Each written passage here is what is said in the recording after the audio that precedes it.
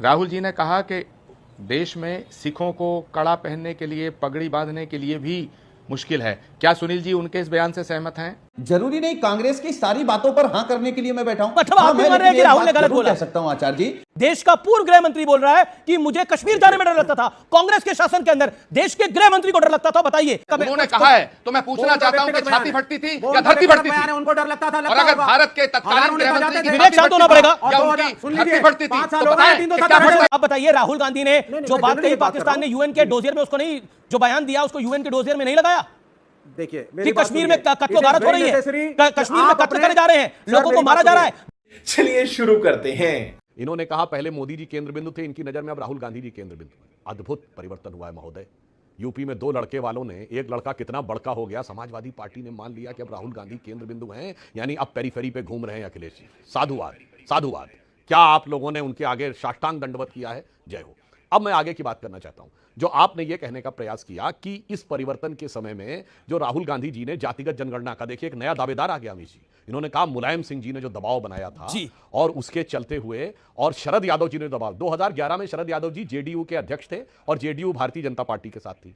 अब मुलायम सिंह जी के ऊपर आय से अधिक संपत्ति का मुकदमा दर्ज था सीबीआई में, और मुलायम सिंह जी का वीडियो अवेलेबल है कि जब वो कह रहे थे अमर सिंह नहीं होते तो मैं जेल चला गया होता, कांग्रेस ने सीबीआई का दुरुपयोग किया था और इतना बड़का दबाव बना दिया उसके बाद की जातिगत जनगणना की। और ओपनली तो राहुल गांधी के दर्जनों वीडियो पिछले लोकसभा में अवेलेबल है। देखो भैया, हमने तो कह दिया नीतीश कुमार जी को कि जनगणना करानी पड़ेगी, जबकि फैक्ट यह है कि राहुल गांधी जी ने झूठ बोला। मैं दर्शकों से कहता हूं, जातिगत सर्वे का निर्णय बिहार की कैबिनेट में जून 2022 में हुआ, जब भाजपा जदयू की साथ सरकार थी। अगस्त में भाजपा जदयू गठबंधन टूटा और जदयू की सरकार आरजेडी के साथ बनी, गणना हुई उसके बाद में। निर्णय भाजपा जदयू का, देखो भैया ने पहले कह दिया। इसलिए मैं कह रहा हूं महोदय, हकीकत के धरातल के ऊपर ये शीशे के बने हुए दावे अपने आप टूटकर बिखर जाते हैं। ठीक है, आचार्य प्रमोद कृष्ण, आचार्य प्रमोद कृष्ण, एक सेकंड, आचार्य प्रमोद कृष्ण वेट कर रहे हैं, आचार्य प्रमोद कृष्ण वेट कर रहे हैं। आचार्य जी, अक्सर आप राजनीतिक बहसों का हिस्सा नहीं बनते, मैं शुक्रगुजार हूं कि आप आज पार्ट बने। ये क्या हो गया है राहुल गांधी को? आपने भी राहुल जी के साथ वक्त बिताया, ये क्या हो गया है? अमित देवगन जी, राहुल गांधी जी को कुछ नहीं हुआ है। उन्हें जो कहना था वो साफ कह दिया और जो कहना चाहते हैं वो साफ साफ कहते हैं। ये मुझे लगता है कि उनकी बातों को समझने के लिए कोई रॉकेट साइंस की जरूरत नहीं है। राहुल गांधी जी ने 2-3 बातें कहीं विदेश में जाकर के, अभी सुनील यादव जी बोल रहे थे, मैं उनका बड़ा रिगार्ड करता हूं, बड़े दानिश्वर इंसान हैं और झगड़ा नहीं करते हैं, लॉजिकल बात करते हैं। 3 सवालों का जवाब दे दीजिएगा जो शायद अमित देवगन जी आपके समझ में नहीं आ रही है बातें। राहुल जी ने कहा कि देश में सिखों को कड़ा पहनने के लिए, पगड़ी बांधने के लिए भी मुश्किल है। क्या सुनील जी उनके इस बयान से सहमत हैं? दूसरी बात, राहुल जी ने कहा कि जो चुनाव हुआ है वो निष्पक्ष नहीं हुआ। तो जो समाजवादी पार्टी चुनाव जीती है और जो राहुल गांधी जी 2 जगह से जीते हैं वो गलत है, वो निष्पक्ष हैं, वो चुनाव निष्पक्ष नहीं था।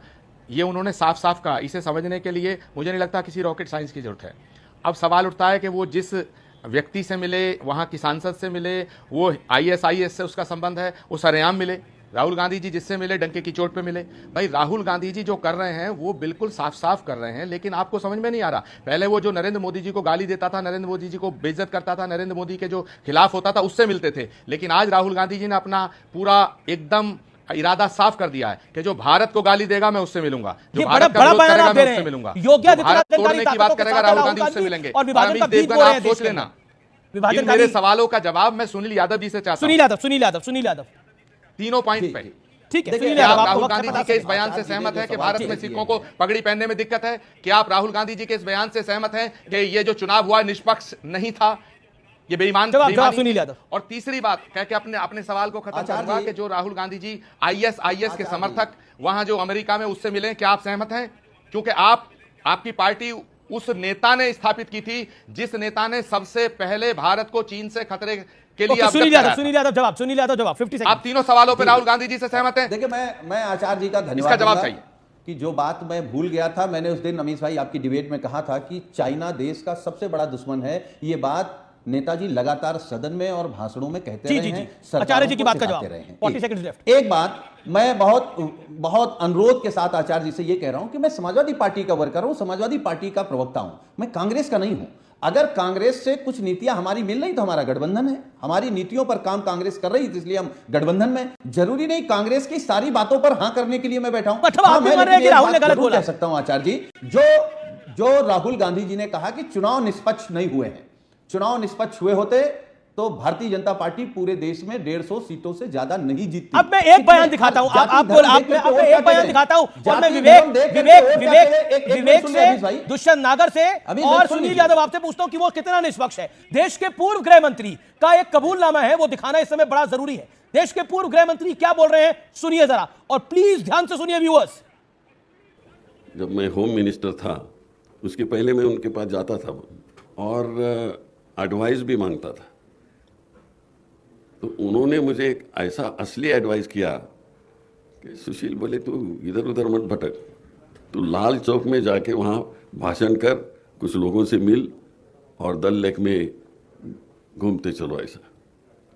और वो एडवाइस से मुझे बहुत कुछ पब्लिसिटी मिली और लोगों में एक ऐसा होम मिनिस्टर है कि जो बिना डर के वो जाता है, लेकिन मेरी वो किसको बताऊंगा। उन्होंने जो शब्द बोला वो मैं दिखा नहीं सकता, लेकिन उन्होंने बोला मुझे डर लगता था जाने में। अब बताइए ये फर्जी है, सही है, गलत है? देश का पूर्व गृह मंत्री बोल रहा है कि मुझे कश्मीर जाने में डर लगता था। कांग्रेस के शासन के अंदर देश के गृह मंत्री को डर लगता था। बताइए ये कितना सच है और कितना झूठ है? आचार्य प्रमोद कृष्णन, एनी कमेंट्स आचार्य जी? अमीश देवगन जी, सुशील कुमार शिंदे जी जो हैं वो भारत के गृह मंत्री रह चुके हैं, महाराष्ट्र के चीफ मिनिस्टर रह चुके हैं और बहुत ही बड़े नेता हैं। मैं उनका बड़ा रिगार्ड करता हूं। लेकिन उन्होंने जो बोला है, उन्होंने बोला है कि भाई कश्मीर जाने में इतना डर लगता था, और उन्होंने तो जो बोला है आपने उसको रोक क्यों दिया? आपको टेलीविजन पे दिखाना चाहिए था। आखिरकार भारत के गृह मंत्री ने पब्लिक के सामने बोला है, तो उन्हें बताना चाहिए क्या धरती फटती थी या छाती फटती थी या छाती फटती थी। तो कश्मीर में जाने से जो उनकी छाती फटती थी तो बताना चाहिए, और ये छुपाना नहीं चाहिए। उन्होंने क्या बोला इसको बताना चाहिए, क्योंकि कश्मीर के जो हालात थे और जो कश्मीर के आज हालात हैं उनमें जमीन आसमान का अंतर है। सुशील कुमार शिंदे, सुनिए पहले इसमें इंटरप्ट करिए, सुशील, ये बड़ा सेंसिटिव इशू है। सुशील कुमार शिंदे जी ने जो कहा है वही असली परिवर्तन है 2014 से पहले के भारत का और 2014 के बाद के भारत का। कश्मीर भारत का अभिन्न अंग है, ये पहले सिर्फ कहा जाता था, लेकिन जमीनी हकीकत ये थी कश्मीर भारत का अभिन्न अंग नहीं था। के बयान से जाहिर होता है, आज कश्मीर भारत का अभिन्न अंग है, ये धरती पे सिद्ध हो चुका है। कुछ भी नहीं फट रहा था। पहली चीज, सुशील जी तुम्हारा फट रहा था। कश्मीर हमेशा भारत का अंग था, हमेशा। सुनिए पहले, हमेशा भारत का अंग नहीं, था। पहले इसको क्लैरिफाई करिएगा, जब हमारे मित्र आचार्य जी, या छाती फट रही थी? सुन लीजिए, क्लैरिफाई कर रहा हूं ना। जब आप कांग्रेस में थे तब भी कश्मीर भारत का था। आप करिए आज कांग्रेस में आप नहीं है तब भी कश्मीर भारत का है। लेकिन इसको क्लैरिफाई देश के सामने करना पड़ेगा। विवेक जी, मैं पूरा क्लैरिफाई कर रहा हूं सर। क्या फट रहा था? 90 के दशक के बाद आचार्य जी ने सवाल पूछा। 90 के दशक, देखिए मैं एक एक पॉइंट पे बोलता हूं। सबसे पहली चीज, योगी आदित्यनाथ पे आपने बात करी, तो अब आप सुन लीजिए। आचार्य जी पे चले गए, अब आप मैंने शिंदे जी को लेकर नहीं, सुशील कुमार शिंदे जी पे आइए ना, नहीं, वो भारत के गृह मंत्री रहे। हाँ, मैं शिंदे पे आ जाता हूं, मैं बिल्कुल आ जाता हूं। 90 का दशक भारत के लिए खराब था, हर तरीके से खराब था। कश्मीर में बहुत कुछ हुआ जो नहीं होना चाहिए। कश्मीरी पंडितों के ऊपर अत्याचार हुआ। अरे सुशील कुमार शिंदे पे आइए महाराज। सभी पार्टियां इसका खंडन करती हैं। अरे आगे आने दीजिए ना सर। एक होम मिनिस्टर के स्टेटमेंट को लेकर के आप बैठ गए। उनके कहने से क्या होता है? उसके बाद 2000 के बाद वाजपेयी के कार्यकाल में कश्मीर नॉर्मलाइज हो चुका था, नॉर्मलाइज होने लगा। अच्छा, एक सेकंड, आचार्य जी उनके स्टेटमेंट से क्या होता है? सुधांशु जी भी इस पे कमेंट करना चाहते हैं, दुष्यंत नागर भी कमेंट करना चाहते हैं। दुष्यंत ने अगर बताने को तैयार है तो आचार्य जी ने सवाल पूछा। क्या अटल बिहारी वाजपेयी एक सेकंड, ये चर्चा अच्छी है, ये चर्चा बड़ी है। ओके, ये चर्चा बड़ी है। एक सेकंड आचार्य जी 30 सेकंड आचार्य जी। नहीं, अमीश देवगन, मुझे आपसे शिकायत है कि भारत का एक गृह मंत्री, भारत का इतना बड़ा नेता जो महाराष्ट्र का चीफ मिनिस्टर रहा है और आज भी भारत की कांग्रेस का एक अभिन्न अंग है, तो क्या कांग्रेस पार्टी सुशील कुमार शिंदे के बयान से सहमत है या नहीं सहमत है? इस पे अभी तक उनका बयान नहीं आया। दूसरी बात, उन्होंने कहा है, तो मैं पूछना चाहता हूं कि छाती फटती थी या धरती फटती थी? उनको डर लगता था। और अगर भारत के तत्कालीन गृह मंत्री की विवेक शांत होना पड़ेगा या उनकी धरती फटती थी तो बताएं कि क्या फट रहा था? दुष्यंत नागर, अब बहस इस तरह होनी चाहिए। एक सेकंड विवेक बाकी बात बेईमानी है, देश जानना चाहता है। Sushil Kumar Shinde the former home minister of India. Acharya ji देखिए, कांग्रेस पार्टी तो बंटवारे से पहले भी, बंटवारे के बाद भी, कश्मीर में हालात कैसे भी रहे हों, हमेशा वहां चुनाव लड़ी, लोकतांत्रिक प्रक्रिया को आगे बढ़ाने का काम किया। देखिए, शिंदे जी ने जो कहना था उन्होंने स्वतः ही कह दिया। मैं उस पर कुछ नहीं कहूंगा, लेकिन मैं सवाल ये पूछना चाहता हूं आचार्य जी से कि भारतीय जनता पार्टी को क्या दिक्कत थी जो उन्होंने घाटी में प्रत्याशी खड़े नहीं किए? नहीं, ये उनकी तो केंद्र में सरकार थी, आपको पूछने का क्या डर था? लेकिन ये बताइए ना, मोदी जी की वर्तमान में सरकार है और भारतीय जनता पार्टी ने प्रत्याशी नहीं उतारे। कांग्रेस पार्टी ने तो प्रत्याशी उतारे, चुनाव लड़ा, हर तरीके से काम करने का प्रयास किया। लेकिन भाजपा क्यों नहीं लड़ी भाई? भाजपा बताओ। आचार्य जी अमीश भाजपा देवगन। से नहीं है, वो जवाब सुधांशु त्रिवेदी अमीश देंगे। देवगन। ठीक है। ये तो प्रधानमंत्री ठीक के है। मित्र तो आचार्य हैं जी, आचार्य जी, जी, तो कम से कम प्रधानमंत्री के बिहाफ पे तो बता सकते हैं। ओके, अच्छा, लेकिन सुधांशु के पास जाना पड़ेगा। सुधांशु जी, देश के फॉर्मर होम मिनिस्टर जिस तरह की बात कर रहे हैं वो अपने आप में बहुत बड़ी बात है। वो कहते हैं मुझे तो एडवाइस दी जाती थी कि तुम तभी अच्छे दिखोगे जब कश्मीर के डल लेक पर, लाल चौक पर दिखोगे और लोगों से बात करते हुए, गुफ्तगू करते हुए देखेंगे। उन्होंने बोला नहीं, मैं तो नहीं, मुझे एडवाइस तो देते थे लेकिन मुझे तो डर लगता था भाई इन सब करने से। उन्होंने जो एग्जैक्ट शब्द बोले, जो एएनआई के पास, एएनआई ने जिसको ट्वीट करा, वो सार्वजनिक पटल पर है। देखिए, सुशील कुमार शिंदे जी के वक्तव्य ने एक दावे को तो फाड़ के रख दिया है। वो दावा जानते क्या है? डरो मत। जो डरो मत की बात करते हैं वो बताते हैं कि उनके राज्य में केंद्रीय गृह मंत्री कितना डरता था, और ये किसी और की कहानी नहीं है। उस गृह मंत्री के अपनी बात की जबानी है कि उसके पैरों के बीच की धरती फट जाया करती थी, और इतनी नहीं फटती थी अमीश जी, अफजल गुरु को फांसी देने में पैर के बीच की धरती फट जाती थी। 7 साल याचिका पर राष्ट्रपति बैठी रही हैं, 7 साल। और फांसी कब दी गई? फरवरी 2014, जब लोकसभा चुनाव में 1 महीना रह गया था, भाजपा का अगर उभार नहीं दिखता। और उसके बाद 2015 में अफजल गुरु की पहली बरसी के ऊपर वही भारत तेरे टुकड़े होंगे इंशाअल्लाह, अफजल हम शर्मिंदा है, तेरे कातिल जिंदा, लोग भूल गए। वो अफजल की पहली बरसी थी जेएनयू में, जिसको जाके लोग समर्थन दिए थे। सोचिए। और मैं ये बात भी कहना चाहता हूं, अभी हमारे मित्र दुष्यंत जी बड़े जोश और जुनून में पूछ रहे थे कि कश्मीर में कैंडिडेट क्यों नहीं खड़ा किया, तो मैं पूछना चाहता हूं, कश्मीर तो छोड़िए, नई दिल्ली में कांग्रेस ने कैंडिडेट क्यों नहीं खड़ा किया?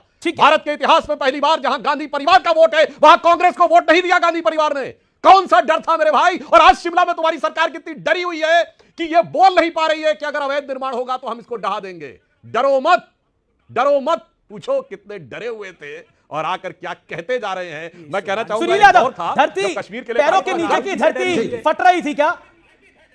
जवाब। इसका मतलब हम ये थोड़ी ना किसी से मिल रहे हैं तो एंडोर्स कर रहे हैं। मिलता तो मैं भी सुधांशु त्रिवेदी जी से हूं, ऑन एंड ऑफ। आप ही के स्टूडियो में मिलता हूं। इनकी आइडियोलॉजी अलग है, हमारी आइडियोलॉजी अलग है, ये एक अलग बात होती है। लेकिन इसको मिलना, अगर ये इसमें नैरेटिव बनाया जाए कि साहब राहुल गांधी एंटी इंडिया हो गए, राहुल गांधी जो है वो इंडिया के प्रति एक दुर्भावना रखते हैं, ये कोई नैरेटिव नहीं है। जी। और सबसे बड़ी बात, बांग्लादेश में जो हमारा डिप्लोमेटिक फेलियर हुआ, क्योंकि गवर्नमेंट ऑफ इंडिया सिर्फ शेख हसीना से बात करती रही 10 साल। आपने बोला कि opposition सबको के सबसे साथ- मिलना चाहिए। एक बात बताइए, इल्हान उमर सुधांशु त्रिवेदी नहीं है और वो सब नहीं है। इल्हान उमर भारत विरोधी बातों के लिए जानी जाती है, पाकिस्तान उसे पोषित करता है, भारत को जो गालियां देता है उससे मुलाकात करके हासिल क्या होगा? पॉइंट ये है। और ये एक बार ही नहीं है, मेरे पास जेरेमी कॉर्बिन से मुलाकात है, अच्छा लंदन में जाकर। अच्छा, इसके अलावा क्यों ऐसी बार बार मुलाकातें होती है, बातें होती है जिसका फायदा भारत विरोधी ताकतों को मिलता है? बिल्कुल, ये कैसे हम कंक्लूजन पे पहुंच गए कि इसका फायदा भारत विरोधी ताकतों को मिलता है? मैं भारत का एक सही मैं कंक्लूजन बता देता हूं, उसके पीछे का कारण कंक्लूजन बता देता हूं। मैं कंक्लूजन पे कैसे पहुंच गया, आपने मुझसे प्रश्न पूछा, कंक्लूजन सुनिए। आप बताइए, राहुल गांधी ने जो बात कही पाकिस्तान ने यूएन के डोजियर में, उसको नहीं, जो बयान दिया उसको यूएन के डोजियर में नहीं लगाया देखिए कि कश्मीर में कत्लोगारत हो रही है, कश्मीर में कत्ल करे जा रहे हैं, लोगों को मारा जा रहा है। तो राहुल गांधी ने यहां बयान दिया हिंदुस्तान के अंदर, वो बयान पाकिस्तान ने अपने डोजियर में लिख के यूनाइटेड नेशंस में पेश किया। इससे बड़ी शर्मिंदगी क्या होगी? देखिए, अगर इस देश में कुछ गलत हो रहा है, आज इंटरनेट है, आज टेक्नोलॉजी है, आज नेशनल टीवी है, ये मत सोचिए कि विदेश में जाकर बोलने से पाकिस्तान एक बात कर रहा है और आप कह रहे हैं कि हो रहा है। यहां जो हो रहा है मीडिया रिपोर्ट कर रहा है, बीबीसी रिपोर्ट कर रहा है, आपका सीएनएन भी रिपोर्ट कर रहा है। तो ऐसा नहीं है, तो we are a global village now. इसको कहना कि हम ग्लोबल विलेज डजंट मीन साहब और एक Rahul Gandhi you can meet any Tom Dick and Harry in the village. अगर आप ओके सुधांशु त्रिवेदी, अगर हम प्रतिपक्ष, अगर हम अपने लोकतंत्र से है, बात करके उसको लोकतंत्र है, अभी बहुत सारा ज्ञान दिया गया, लोकतंत्र है और इस लोकतंत्र के अंदर सबको मिलना चाहिए, सबके साथ मिलना चाहिए। आपसे भी तो विवेक जी मुलाकात करते हैं, तो हर्ष क्या है?